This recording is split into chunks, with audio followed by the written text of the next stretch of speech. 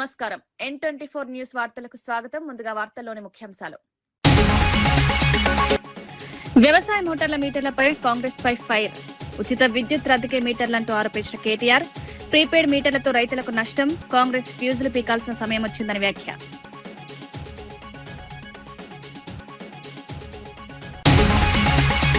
పరిటాల రవి హత్య కేసుపై జగన్ ప్రశ్నించిన బీటెక్ రవి. మద్దెల చెరువు సూరితో సంబంధాలపై నిలదీత. రాజకీయ హత్యల వెనుక నిజాలు బయటకు రావాలని demand.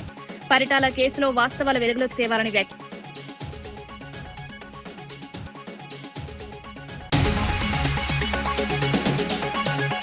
Green ఇండస్ట్రీపై BRS కుట్రలంటూ Sridhar Babu fire. రాష్ట్రాభివృద్ధిని అడ్డుకున్నందంటూ మండిపాటు. పర్యావరణ హిత పరిశ్రమలే లక్ష్యం. అభివృద్ధిని అడ్డుకునే రాజకీయ వ్యాఖ్యలు మానుకోవాలని వ్యాఖ్య.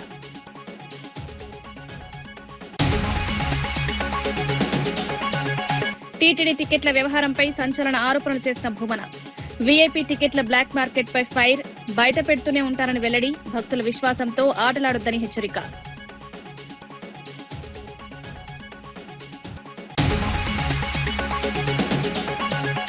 బండి సంజయ్ పై తీవ్ర వ్యాఖ్యలు చేసిన దేశపతి శ్రీనివాస్.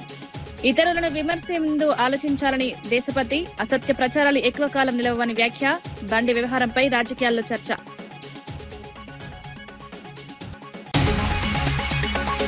వ్యవసాయ మోటార్లకు మీటర్లు ఏర్పాటు చేసే నిర్ణయంపై BRS working president KTR Congress ప్రభుత్వంపై తీవ్ర స్థాయిలో మండిపడ్డారు. ఉచిత విద్యుత్ రద్దు చేసేందుకు మోటార్లకు మీటర్లు పెడుతున్నారని ఆరోపించారు. ప్రీపెయిడ్ మీటర్ల పేరుతో విద్యుత్ రంగాన్ని అదానీ వంటి ప్రైవేట్ సంస్థలకు అప్పగించే ప్రయత్నం జరుగుతోందన్నారు. గతంలో మోదీ ఒత్తిడి చేసినా కేసీఆర్ వ్యవసాయ మోటార్లకు మీటర్లు పెట్టడానికి ఒప్పుకోలేదని గుర్తు చేశారు. కానీ ఇప్పుడు రేవంత్ రెడ్డి కేంద్రం చెప్పినట్లు వ్యవహరిస్తున్నారని విమర్శించారు. రైతుల ప్రయోజనాలకు విరుద్ధంగా వ్యవహరించే ప్రభుత్వాన్ని ప్రజలు గమనిస్తున్నారని పేర్కొన్నారు. కాంగ్రెస్ ఫ్యూజులు పీకాల్సిన సమయం వచ్చిందంటూ వ్యాఖ్యానించారు. ధాన్యం కుప్పల మీద కుప్పగులు చచ్చిపోతున్నారు. ఓదికు వడదెబ్బకు చస్తున్నారు. ఓదికు నువ్వు కొంటలేక నీ దెబ్బకు చస్తున్నారు. చూసుకోజరా మంత్రివర్గ సమావేశంలో మాట్లాడి ఆ పైసలేదో కేటాయించి ధాన్యం కొను అని చెప్పి నేను డిమాండ్ చేసిన. నేను అనుకున్న దబ్బన చూస్తాడేమో, చూసి ఏమన్నా రైతులకేమైనా చెప్తాడేమో అనుకున్నా. నిన్న పిడుగు లాంటి వార్త చెప్పిండు. ఏమంటుండు రేవంత్ రెడ్డి? నిన్న కేబినెట్ సమావేశంలో నిర్ణయం తీసుకున్నాడట. ఇప్పుడు మన కాడ ప్రీపెయిడ్ సెల్ ఫోన్లు ఉంటాయి, మీకు తెలుసు కదా. ప్రీపెయిడ్ ఫోన్లు తెలుసు కదా. ముందే పైసలు కట్టాలి, అది మీటర్ తిరుగుతూనే ఉంటది, ఆయనతో బంద్ అవుతుంది. 1000 రూపాయలు ఛార్జ్ చేసినాం అనుకో, ఆ 1000 రూపాయలు ఇవ్వగానే అది బంద్ అవుతుంది పనిచేస్తుంది. రేవంత్ రెడ్డి నిన్న కేబినెట్ లో నిర్ణయం తీసుకున్నాడు. ఇక రాష్ట్రంలో మీటర్లు మామూలు మీటర్లు తీసేస్తారట, మొత్తం ప్రీపెయిడ్ మీటర్లు పెడతారట. ఇక అంటే మీ ఇంట్లల్లో స్మార్ట్ మీటర్లు పెడతారు. ఇక బిల్లు కట్టకపోతే అప్నే ఆప్ బంద్ హోయాత. ఒక మీకే కాదు, హైదరాబాద్నే కాదు, మొత్తం రాష్ట్రంలో రైతులందరికీ మొదలు ట్రాన్స్ఫార్మర్ల కాడ మీటర్లు పెడతారట. అటెనక బాయిల కాడ మోటార్లు ఉంటాయి కదా, ఆ మోటార్లకు కూడా మీటర్లు పెడతారట. ఇక మీకు కేసీఆర్ గారు అందుకే చెప్పిండు ముందే. ఆనాడు మోడీ గారు ఎంత ఒత్తిడి తెచ్చినా, మోడీ గారు మెడ మీద కత్తి పెట్టినా కేసీఆర్ గారు ఒప్పుకోలే. మోటార్లకు మీటర్లు పెట్టమంటే నా బొండిగ మీద కత్తి పెట్టినా, నా మెడ కోసినా నేను మాత్రం పెట్టా అని చెప్పి కేసీఆర్ గారు పెట్టలే. కానీ ఇలా రేవంత్ రెడ్డి ఆయన మీద కేసులున్నాయి కదా, భయం ఎక్కువ. ఆయనకు పాపం కేసులున్నాయి కదా, భయం ఎక్కువ. అందుకే మోడీ చెప్పంగానే, మోడీ తానా అనగానే తందానా అన్నాడు. నిన్న కేబినెట్ లా నిర్ణయం తీసుకున్నాడు, మోటార్లకు మీటర్లు పెడతాడట. మరి ఈ రాష్ట్రంలో రైతులు ఆలోచన చేసుకోవాలి. ఈ కాంగ్రెస్ పార్టీ ఫ్యూజులు వీకేద్దామా? కాంగ్రెస్ పార్టీ ఫ్యూజులు వీకి వీళ్ళను బంగాళాఖాతం లేద్దామా, లేదా ఇట్లనే చూసుకుంటా ఊకుందామా? ఆలోచన చేయాలని చెప్పి నేను కోరుతా ఉన్నా. మరి ప్రీపెయిడ్ మీటర్లు పెడితే హైదరాబాద్ లో మీ ఇళ్లలో కూడా వస్తారు. ఇక అదానీలు, అంబానీలు వాళ్ళే ఉన్నాయి దుకాణాలు మొత్తం. వాళ్ళు ఇల్లుకి వచ్చి మీటర్లు పెడతారు. మళ్ళా ఓ దిక్కు ఫ్రీ కరెంట్ అంటారు, ఇంకో దిక్కు ఉచిత కరెంట్, ఉత్త కరెంట్ అవుతుంది. మొత్తం మళ్ళా బతుకు ఆగం అవుతుంది. కేసీఆర్ గారు అందుకే చెప్పింది ముందే, ఆలోచించాలే, ఓటేసేటప్పుడే ఆలోచించాలే, ఆగం కావద్దు. స్మార్ట్ మీటర్ల అంశంపై మాజీ మంత్రి జగదీష్ రెడ్డి కాంగ్రెస్ ప్రభుత్వంపై తీవ్ర విమర్శలు చేశారు. ఆర్డీఎస్ఎస్ పథకం కింద బీజేపీ పాలిత రాష్ట్రాల్లో ఇళ్లకు, వ్యవసాయ మోటార్లకు అమర్చిన స్మార్ట్ మీటర్లను ప్రజలే పీకేసి తగలబెడుతున్నారన్నారు. అలాంటి పరిస్థితులు ఉన్నప్పటికీ తెలంగాణలో అదే విధానాన్ని అమలు చేసేందుకు కాంగ్రెస్ ప్రభుత్వం కేబినెట్ ఆమోదం తెలపడం ఆశ్చర్యకరమన్నారు. రైతులు, సామాన్య ప్రజలపై అదనపు భారం మోపే చర్యలను బీఆర్ఎస్ తీవ్రంగా వ్యతిరేకిస్తుందని స్పష్టం చేశారు. విద్యుత్ రంగంలో ప్రజా ప్రయోజనాలే ముఖ్యమని పేర్కొంటూ ప్రభుత్వం నిర్ణయాన్ని వెనక్కి తీసుకోవాలని డిమాండ్ చేశారు. మీటర్లను తీసుకొచ్చి రోడ్డు మీద పడేసి తగలబెట్టిండ్రు. మీకు దానికి సంబంధించిన వీడియోలు కూడా చూపిస్తా, ఒక్కసారి అది చూడాలి. ప్రజలు తీసుకొచ్చి స్వచ్ఛందంగా రోడ్డు మీద పడేసి నిరసనలు చెప్తా ఉన్నారు వాళ్ళ ఇళ్ళలో ఉన్న మీటర్లు బిక్కొచ్చి. ఈ మీటర్లను పట్టుకొచ్చి ఇప్పుడు రేవంత్ రెడ్డి మన నెత్తిన పెడతారు, తెలంగాణ విద్యుత్ వినియోగదారులు నెత్తిన పెడతా అంటాడు. ఎక్కడో పెడతారు అనుకునేరు. మీ ఇళ్ళకు కూడా వస్తాయి, మీ ఇళ్ళకు కెమెరామెన్ల ఇళ్ళకి వస్తాయి, మీ రిపోర్టర్ల ఇళ్ళకి వస్తాయి, అందరి ఇళ్ళకి వస్తాయి, ప్రతి ఇంటికి. టీడీపీ నేత బీటెక్ రవి వైఎస్ జగన్ పై తీవ్ర ఆరోపణలు చేశారు. మద్దల చెరువు సూరితో జగన్ కు సంబంధాలు లేవా అని ప్రశ్నించారు. ఇల్లు ఉండి పరిటాల రవి హత్యకు ప్రణాళిక రచించారా అని నిలదీశారు. ముందుగా బళ్ళారిలో ఆర్కేను హత్య చేశారని, అనంతపురంలో ప్రభాకర్ రెడ్డిని చంపారని ఆరోపించారు. అనంతరం పరిటాల రవిని హత్య చేశారని పేర్కొన్నారు. గత ఘటనలపై వాస్తవాలు వెలుగులోకి రావాల్సిన అవసరం ఉందన్నారు. ప్రజలు నిజాలు తెలుసుకోవాలని, రాజకీయ హత్యల వెనుక ఉన్న అసలు కారణాలను బయటపడాలని డిమాండ్ చేశారు. మూడోసారి పరిటాల అంటే మీకు ఇంటెలిజెన్స్ వ్యవస్థ లేదా? ఆ మర్డరు ఈ మర్డరు తర్వాత ఇదేది మీకు తెలియదా? దగ్గరుండి మీరే చేపించి నువ్వు పార్టీలోకి వస్తావా, ఆయన నిజాయితీ పరుడే, నేను తెలుగుదేశం పార్టీ విడిచిపెట్టి రానన్నాడు పరిటాల రవి గారు. రాకుంటే మర్డర్ చేస్తాం. ఆ రకంగా మీరు లేకపోతే జైల్లో ఉండేదంట, ఆయన జైల్లోంచి నడిపేది, జైల్లోంచి ప్లాన్ చేసి మర్డర్. బయట మొత్తం సహకారం అంతా జగన్మోహన్ రెడ్డిది. పరిటాల రవి దాంట్లో జగన్మోహన్ రెడ్డి లేకుంటే పరిటాల రవి హత్య జరిగే సమస్య లేదు. అంతగా నువ్వు సపోర్ట్ చేసి ఆ రకంగా చేసినావు. ఈ పిల్లలను చూసి ఇట్లా చేసి అంటే నాకేంది. టీటీడీ మాజీ చైర్మన్ భూమన కరుణాకర్ రెడ్డి తిరుమల వ్యవహారాలపై సంచలన ఆరోపణలు చేశారు. అట్లూరి నారాయణ అనే వ్యక్తి టీటీడీ వీఐపీ టికెట్లను బ్లాక్ మార్కెట్ లో విక్రయిస్తున్నారని ఆరోపించారు. కొంతమంది వ్యక్తులు బీఆర్ నాయుడు అనుచరులుగా వ్యవహరిస్తూ అనైతిక కార్యక్రమాలకు పాల్పడుతున్నారని మండిపడ్డారు. ఇలాంటి ఆరోపణలు వచ్చినా పదవులు వదలకుండా కొనసాగడం దురదృష్టకరమన్నారు. తిరుమల కొండపై జరుగుతున్న అవినీతిని బయటపెడుతూనే ఉంటారని స్పష్టం చేశారు. తనపై, తన ఇంటిపై దాడులు చేస్తామని బెదిరించినా భయపడబోనని వ్యాఖ్యానించారు.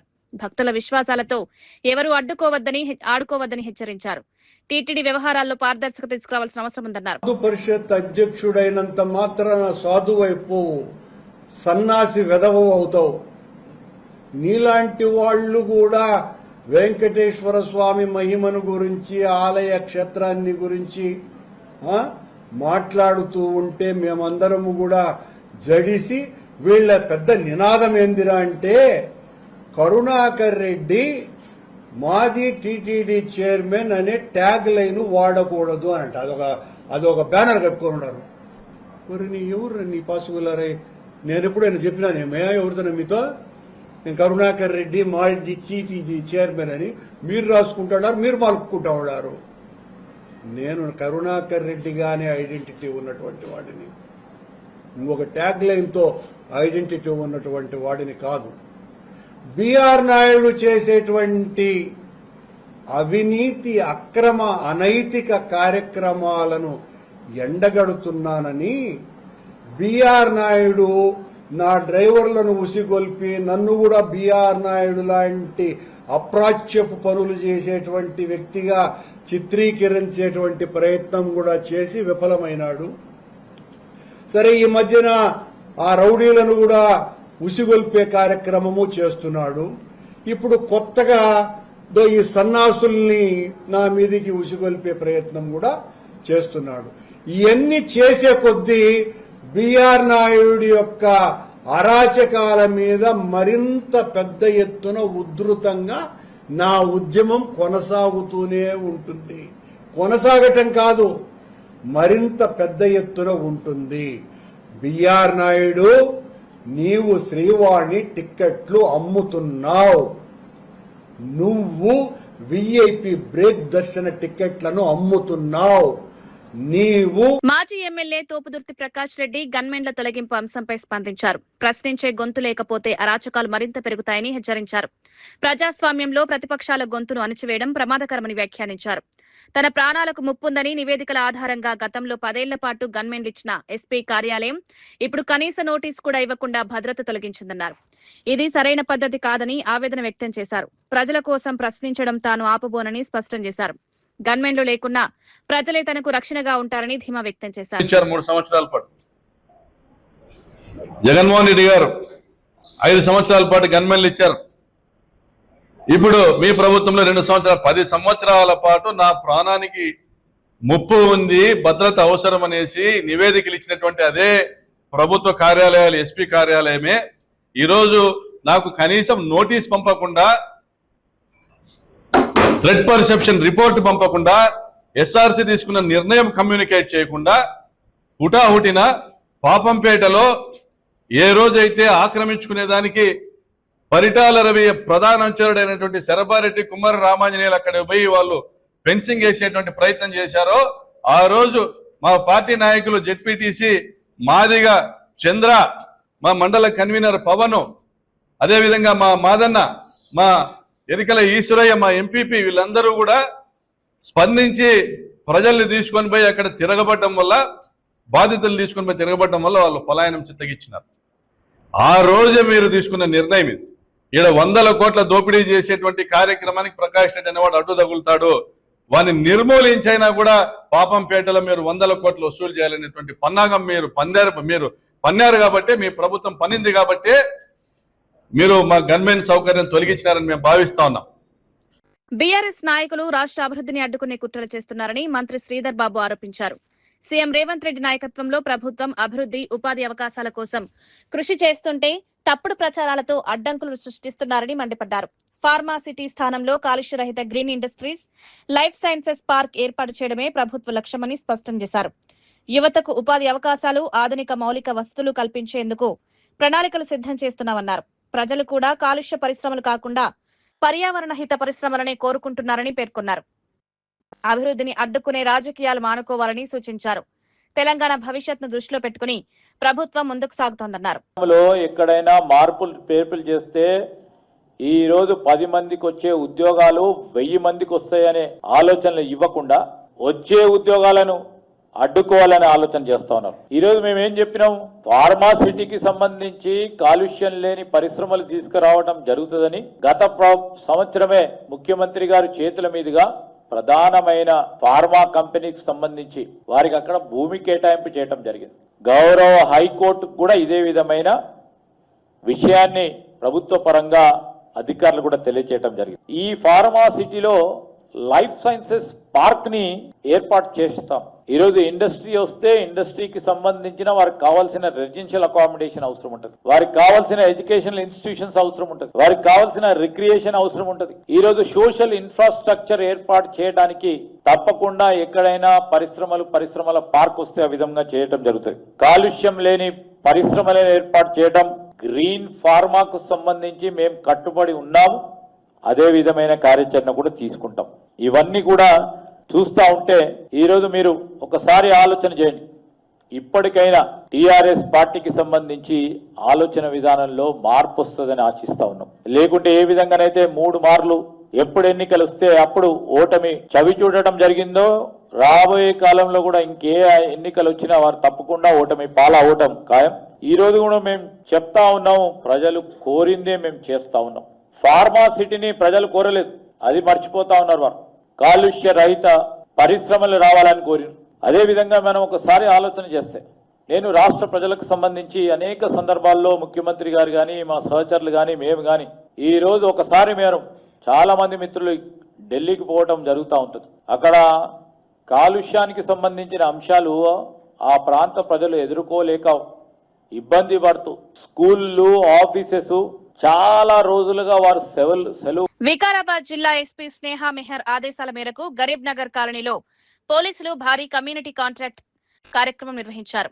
డీఎస్పీ అంజయ్య ఆధ్వర్యంలో 100 మంది కానిస్టేబుళ్లు, 15 మంది ఎస్ఐలు, 3 సిఐలు పాల్గొని ప్రత్యేక తనిఖీలు చేపట్టారు.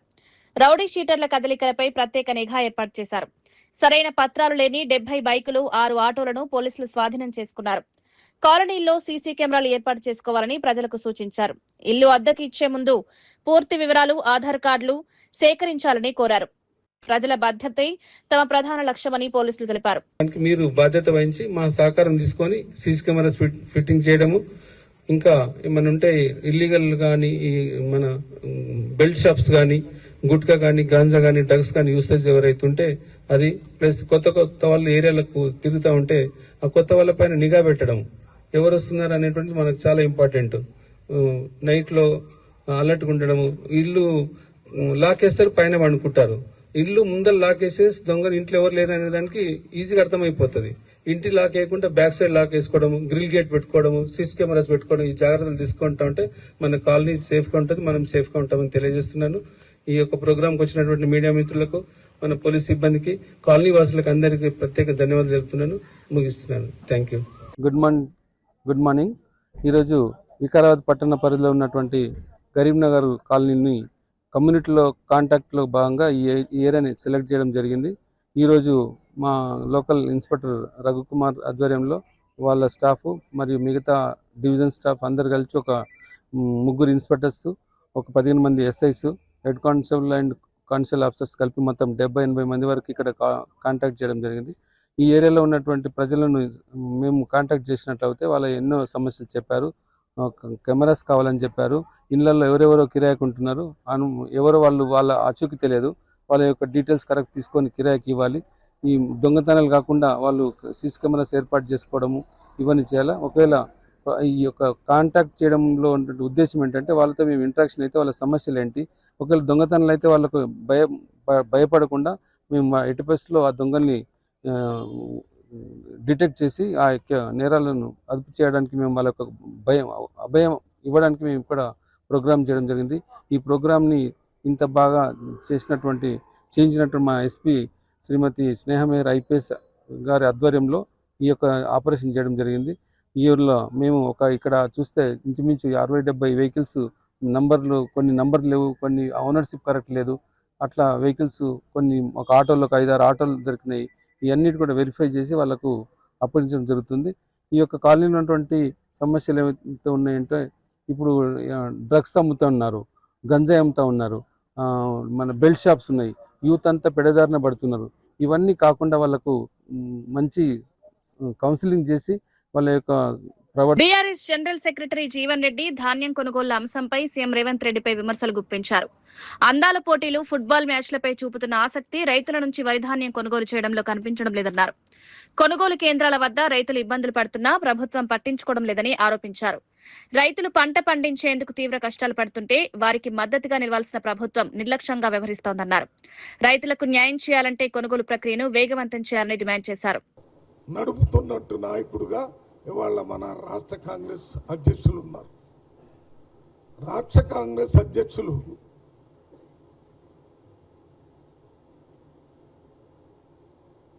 చిన్న సర్పంచ్ లాంటి కార్యకర్త దగ్గర నుంచి రాష్ట్రంలో వర్కింగ్ ప్రెసిడెంట్ల దగ్గర ఇంకా ఇంపార్టెంట్ పొలిటికల్ బ్యూరో మెంబర్స్ దగ్గర నుంచి ఎవరైనా ఆయన్ని కలవటానికి అవకాశం ఇచ్చేటటువంటి వ్యక్తి.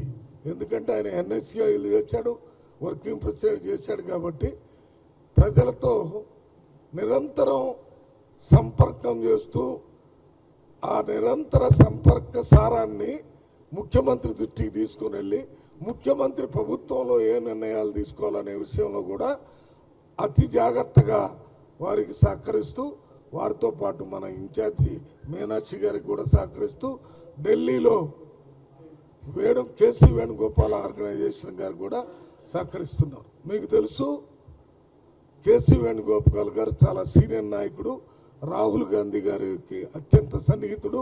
మేము పార్లమెంట్లో ఉంటున్నాం కాబట్టి మాకు తెలుసు. నేను పార్లమెంటు మెంబర్స్ కన్వీనర్గా ఉన్నాను. అందువల్ల నిరంతరం కేసీ వేణుగోపాల్ గారితో సంపర్కంలో ఉంటాము. ఆ కేసీ వేణుగోపాల్ గారే బహిరంగంగా మహేష్ కుమార్ గారు కాంగ్రెస్ పార్టీని తెలంగాణ రాష్ట్రంలో బాగా నడుపుతున్నారని బహిరంగంగా సర్టిఫికెట్ ఇచ్చినటువంటి సందర్భం. ఓకే, ఎక్కడైనా ఏదైనా చిన్న చిన్న సమస్యలు వస్తే మరి పత్రికా స్వతంత్రం ఉంది, మీడియాకు స్వతంత్రం ఉంది, వారు మాట్లాడవచ్చు. కానీ మేము దాంట్లో నుంచి ఇప్పుడు మా పిసిసి అధ్యక్షుడు మహేష్ కుమార్ గారి దగ్గర మాట్లాడాల్సినటువంటి పరిస్థితి లేదని చెప్పడానికే నేను. ఎమ్మెల్యే దేశపతి శ్రీనివాస్ బీజేపీ నేత బండి సంజయ్ పై తీవ్ర స్థాయిలో విమర్శలు చేశారు. గతంలో కేసీఆర్, కేటీఆర్లపై ఆధారం లేకుండా అడ్డగోలు ఆరోపణలు చేసిన బండి సంజయ్ ఇప్పుడు తన కుమారుడి వ్యవహారంతో న్యాయస్థానాల వెనుక దాక్కుంటున్నారని ఆరోపించారు. తన పేరు వాడొద్దని గ్యాగ్ ఆర్డర్లు తెచ్చుకునే పరిస్థితికి చేరుకున్నారని వ్యాఖ్యానించారు. రాజకీయాల్లో వ్యక్తిగత విమర్శలు, అసత్య ప్రచారాలు ఎక్కువ కాలం నిలవని పేర్కొన్నారు. ప్రజలు వాస్తవాలు గమనిస్తున్నారన్నారు. బండి సంజయ్ చివరిగా ఈ విషయం చెప్పి నేను ముగిస్తా. బిలో ద బెల్ట్ దాడి చేయడం అంటాడు. కుసంస్కార పూరితమైన దాడి బండి సంజయ్ నిరంతరం చేసింది. కేసీఆర్ ను పట్టుకొని ఫామ్ హౌస్ కేసీఆర్ కు ఇల్లదే ఫామ్ హౌస్ అదే. ఆయన ఎర్రవెల్లిలో తన నియోజకవర్గంలో తన వ్యవసాయ క్షేత్రంలో ఉంటున్నాడు. నందినగర్ ఇల్లు చిన్నగా ఉన్నదని అక్కడ ఉంటున్నాడు ఆయన. అక్కడ ఉంటే ఫామ్ హౌస్ అని దాన్ని ఒక వెక్కిరింతగా, హేళనగా, అదేదో తప్పు కింద చిత్రించే ప్రయత్నం చేసిండు బండి సంజయ్. ఇవాళ ఏమైంది? నీ ఫామ్ హౌస్ లో జరిగిన నాటకం బయటపడ్డది. నీకు అదే ఫామ్ హౌస్ పామై మెడ చుట్టుకున్నది. నువ్వు ఇంకెవరినో ఫామ్ హౌస్ పేరిట బదనాం చేద్దాం అనుకుంటే నీ ఫామ్ హౌస్ నాటకం బయటపడ్డది. కేటీఆర్ ఎన్నడు ఒక్కపొడి దినంగా కూడా నేను చూడలేదు. కేటీఆర్ ఎన్నడు సిగరెట్ తాగింది లేదు. మందు ముట్టే మనిషి కాదు. విద్యావంతుడు, రేషనలిస్ట్, ప్రజల పట్ల పరితాపం ఉన్నటువంటి వాడు. ఆయనను పట్టుకొని డ్రగ్స్ అని ఒక దుర్మార్గమైన ప్రచారం, ఓ బట్టగాల్చి మీదేసే ప్రచారం. ఇవాళ అసలు డ్రగ్స్ ఎవరిని బయటపడ్డది? డ్రగ్స్ ఎక్కడ బయటపడ్డాయి? ఇవాళ ఎవరి కేసులో డ్రగ్స్ ఇన్వాల్వ్ అయి ఉన్నాయి? చివరికి పుట్టుకల గురించి మాట్లాడినాడు. అంతకంటే అసహ్యమైన చర్చ ఇంకోటి ఉండదు. హైందవ సంస్కృతికి ప్రతినిధులు అని చెప్పుకునే వాళ్ళు స్త్రీలను అవమానిస్తూ, మహిళల ఆత్మగౌరవాన్ని దెబ్బకొడుతూ పుట్టుకల గురించి మాట్లాడాడు. కానీ చివరికి ఏమైంది? తండ్రిగా నా పేరు చెప్పొద్దు అని ఆర్డర్ తెచ్చుకున్నాడు. పుట్టుకల గురించి మాట్లాడిన నువ్వు ఆ ఆర్డర్ తెచ్చుకోవాల్సిన గతి పట్టింది. కనుక రాజకీయ పరమైన దాడి ఉండాలి, అంతే తప్ప ఈ కుసంస్కార పూరితమైనటువంటి దాడి కాదు. ప్రపంచంలో అతిపెద్ద జ్యువెలరీ సంస్థల్లో ఒకటైన మలబార్ గోల్డ్ అండ్ డైమండ్స్ తమ చందానగర్ షోరూమ్ లో మైండ్ డైమండ్స్ షోను ఘనంగా ప్రారంభించింది. వేగంగా అభివృద్ధి చెందుతున్న విశ్వసనీయ జ్యువెలరీ బ్రాండ్ గా మలబార్ మరో ప్రత్యేకత ప్రదర్శనతో వినియోగదారులను ఆకట్టుకుంటోంది. ప్రముఖ గాయని జాహ్నవి ముఖ్య అతిథిగా పాల్గొని కార్యక్రమాన్ని ప్రారంభించారు. వినియోగదారులు, శ్రేయోభిలాషులు, సంస్థ ప్రతినిధుల సమక్షంలో ఈ కార్యక్రమం జరిగింది. ఈ ప్రదర్శనలో రోజువారీ వినియోగ నగలు, వివాహ ఆభరణాలు, లైట్ వెయిట్ నగలు, పురుషుల ఆభరణాల ప్రత్యేక సమాహారం అందుబాటులో ఉంచారు. మే 24 నుంచి మే 31 వరకు ఈ డైమండ్ షోస్ కొనసాగనుంది. ఖచ్చితమైన తయారీ ధరలు, జీవితకాల ఉచిత నిర్వహణ, బైబ్యాక్ గ్యారంటీ, నాణ్యత హామీ వంటి పలు ప్రత్యేక సేవలను వినియోగదారులకు అందిస్తున్నట్లు నిర్వాహకులు తెలిపారు. 24 నుంచి 31 ఇక్కడ కలెక్షన్స్ చాలా బాగుంది. ఖచ్చితంగా విజిట్ చేయాలి. అమేజింగ్ ఆఫర్స్ కూడా దొరుకుతాయి. హలో అందరికీ, మైసెల్ఫ్ డాక్టర్ సౌందర్య. నేను ఇక్కడ చందానగర్ బ్రాంచ్లో మలబార్ గోల్డ్ అండ్ డైమండ్స్లో విజిట్ చేశాను. ఇక్కడ కలెక్షన్ మాత్రం చాలా బాగుంది. చూశారు కదా ఎంత బ్యూటిఫుల్గా ఉందో. రండి మీరు కూడా గ్రాబ్ చేసుకోండి one of the beautiful diamonds. Thank you. అందరూ చూసారమ్మా పటాసులో జాయిన్ అయ్యారు. సో నేను ఇప్పుడు మలబార్ గోల్డ్ అండ్ డైమండ్స్ చందానగర్లో వచ్చిన. సో ఇక్కడ ఎక్స్క్లూజివ్లీ 24 నుంచి 31 దాకా డైమండ్ షో నడుస్తుంది. నాకైతే ఇక్కడిది కలెక్షన్స్ చాలా నచ్చింది. ఐ హోప్ మీకు కూడా నచ్చుతుంది. సో తొందరగా విజిట్ చేయండి. మేడం, మీరు పాడిన పాట ఒక పాట 2 లైన్లు పాడరా? మీరు కూడా పాడతారా? తప్పకుండా. వైనాట్. అమ్మ పాడే జోల పాట అమృతాని కన్న తీయడంట. అమ్మ పాడే లాలి పాట. నమస్కారం, నా పేరు వైభవి. నేను పటాన్చర్ నుంచి వచ్చాను. నేను మలబార్ నుంచి 2 years నుంచి వస్తున్నాను. ఇక్కడ చాలా ఎక్స్క్లూజివ్ చాలా ఉన్నాయి. చాలా డిఫరెంట్ మోడల్స్ ఉన్నాయి, ప్యాటర్న్స్ ఉన్నాయి. నాకు చాలా నచ్చింది. అసలు మీరు కూడా విజిట్ చేయాలని కోరుకుంటున్నాను. From 24 to 31 we have many offers and many designs are available here. Please visit to Malabar Chandanagar branch. BRS general secretary Jeevan Reddy ధాన్యం కొనుగోళ్ల అంశంపై సీఎం రేవంత్ రెడ్డిపై విమర్శలు గుప్పించారు. అందాల పోటీలు, ఫుట్బాల్ మ్యాచ్లపై చూపుతున్న ఆసక్తి రైతుల నుంచి వరి ధాన్యం కొనుగోలు చేయడంలో కనిపించడం లేదన్నారు. కొనుగోలు కేంద్రాల వద్ద రైతులు ఇబ్బందులు పడుతున్నా ప్రభుత్వం పట్టించుకోవడం లేదని ఆరోపించారు. రైతులు పంట పండించేందుకు తీవ్ర కష్టాలు పడుతుంటే వారికి మద్దతుగా నిలవాల్సిన ప్రభుత్వం నిర్లక్ష్యంగా వ్యవహరిస్తోందన్నారు. రైతులకు న్యాయం చేయాలంటే కొనుగోలు ప్రక్రియను వేగవంతం చేయాలని డిమాండ్ చేశారు. జిల్లా ఇన్ఛార్జ్ ఆయన ఇంతవరకు ఏదైతే కరీంనగర్ జిల్లాలో అడుగుపెట్టింది లేదు. తుమ్మల నాగేశ్వరరావు ఏ కరీంనగర్ జిల్లాకి ఇన్ఛార్జ్ మంత్రిగా వ్యవహరిస్తుండో ఆయన కరీంనగర్ జిల్లాలో అడుగుపెట్టింది లేదు. పౌర సరఫరా శాఖ మాత్రం ఏదైతుందో మొన్న ఒకసారి ఆ నల్లగొండకో సూర్యాపేటకో ఫ్లయింగ్ విజిట్ చేసినట్టు చూస్తున్నాయి. Flying visit. ఏ జిల్లా ఇన్ఛార్జ్ మంత్రి కూడా ఎక్కడ పర్యటన లేదు. వీళ్ళ ముఖ్యమంత్రి గారు ఏదైతుందో వీళ్ళ అందాల పోటీల నిర్వహణ ఫుట్బాల్ మ్యాచ్ నిర్వహణ ఆయన ఏదైతుందో అందాల పోటీల నిర్వహణకు రాష్ట్ర ప్రభుత్వాన్ని ఏ విధంగా సమాయుక్తం చేసిండో, ఫుట్బాల్ మ్యాచ్ నిర్వహణకు ఏ విధంగా రాష్ట్ర ప్రభుత్వం సమాయుక్తం చేసిండో, వీళ్ళ వరి ధాన్యం కొనుగోలు సేకరణ పట్ల ఏదైతుందో మరి ఆ ఆలోచన లేకపోవడు అసలు ప్రభుత్వం దృష్టిలోపల రైతాంగమైన వారు ఉన్నారా అని చెప్పని అనుమానం కలుగుతుందని చెప్పంటున్నా. వార్తలు ముగించే ముందు ముఖ్యాంశాలు మరోసారి. వ్యవసాయ మోటార్ల మీటర్లపై కాంగ్రెస్ పై ఫైర్. ఉచిత విద్యుత్ రద్దీకే మీటర్లంటూ ఆరోపించిన కేటీఆర్. ప్రీపెయిడ్ మీటర్లతో రైతులకు నష్టం, కాంగ్రెస్ ఫ్యూజులు పీకాల్సిన సమయం వచ్చిందని వ్యాఖ్య.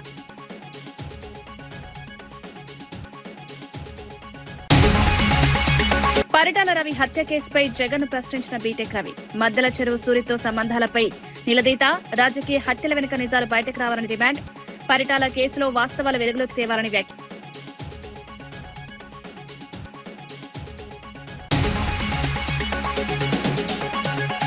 Green ఇండస్ట్రీపై BRS కుట్రలంటూ Sridhar Babu fire. రాష్ట్రాభివృద్ధిని అడ్డుకున్నందంటూ మండిపాటు. పర్యావరణ హిత పరిశ్రమలే లక్ష్యం, అభివృద్ధిని అడ్డుకునే రాజకీయ వ్యాఖ్యలు మానుకోవాలని వ్యాఖ్య.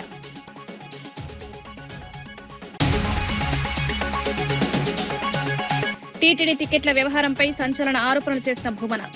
వీఐపీ టికెట్ల బ్లాక్ మార్కెట్ పై ఫైర్. బయట పెడుతూనే ఉంటారని వెల్లడి. భక్తుల విశ్వాసంతో ఆటలాడొద్దని హెచ్చరిక.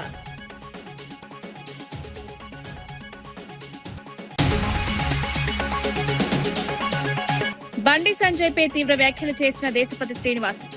ఇతరులను విమర్శే ముందు ఆలోచించాలని దేశపతి. అసత్య ప్రచారాలు ఎక్కువ కాలం నిలవని వ్యాఖ్య. బండి వ్యవహారంపై రాజకీయాల్లో చర్చ.